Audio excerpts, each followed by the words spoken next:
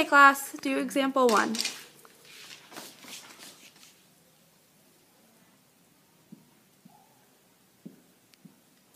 Good job, Chrissy. Example 2.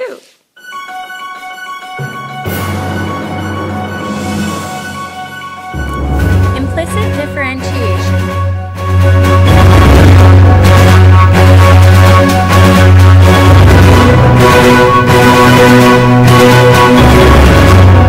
Okay, first we're going to talk about the difference between explicit and implicit.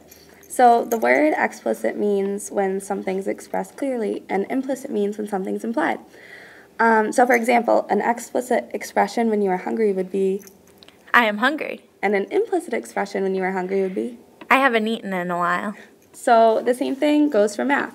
So if you're trying to find what y equals in the explicit equation and you plugged in x, it would be really easy. But if you're trying to find it in the implicit equation, it would be a little bit harder. And the same thing goes for when you're finding the derivative. So if you're finding the derivative of the explicit equation, it would just be y prime equals 2x plus 2. And that's all you'd have to do. But you have to do it a little bit differently when you do implicit. So when I do implicit, I use the derivative operator to remind myself. So you're just taking the derivative with respect to x of each part of the equation. So the derivative of x squared plus the derivative of y squared equals the derivative of 100. So this part's easy. So the derivative of x with respect to x is just 2x.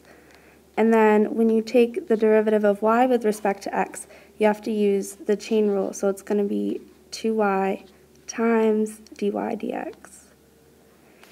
And then the derivative of 100 with respect to x is just going to be is going to be 0. So all you have to do now is isolate the dy dx, which is the derivative. So we're going to subtract the 2x. So we're going to have 2y dy dx equals negative 2x. And then we're going to divide by 2y, so we can get the dy dx by itself, equals negative 2x over 2y, and then we can cancel out the 2's, so dy dx is just going to equal negative x over y, and that's implicit differentiation.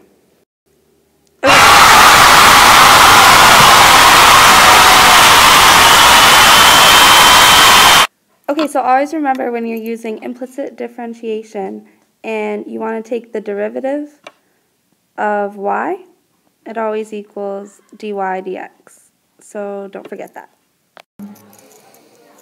Example 2. So it says to take the derivative. As you can see, there's a y in the equation. So instead of isolating y, we use implicit differentiation. So first take the derivative as you normally would. That one's the power rule. And then we use the product rule. So it's the first times the derivative of the second, and since it's y, it's going to be dy dx plus the second times the derivative of the first, which is 1 because it's just x. And then for y squared, we do 2y for the product rule. And remember to multiply it by dy dx because of the implicit. And the derivative of 4 is 0, so we just set it equal to 0. So then we want to move the y and the 3x squared over to the other side.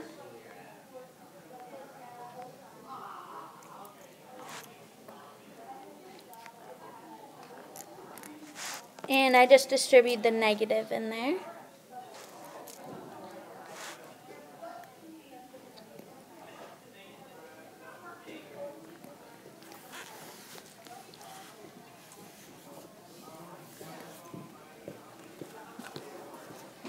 And the next step is to take out the dy dx with factoring.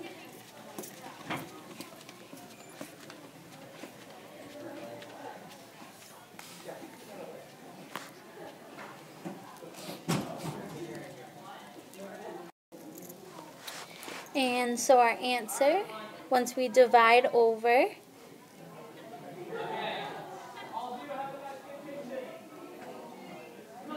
we end up with y minus 3x squared over negative x plus 2y. So you're given the equation x equals sine y. You take the derivative of x, which is just 1. So 1 equals derivative of sine is cosine. So you cosine y. Then you need to do the chain rule. So you need to take the derivative of y. So that's dy dx. Then you divide both sides by cosine y, so you isolate dy dx. So you have 1 over cosine y equals dy dx. And 1 over cosine y equals secant y. So dy dx equals secant y.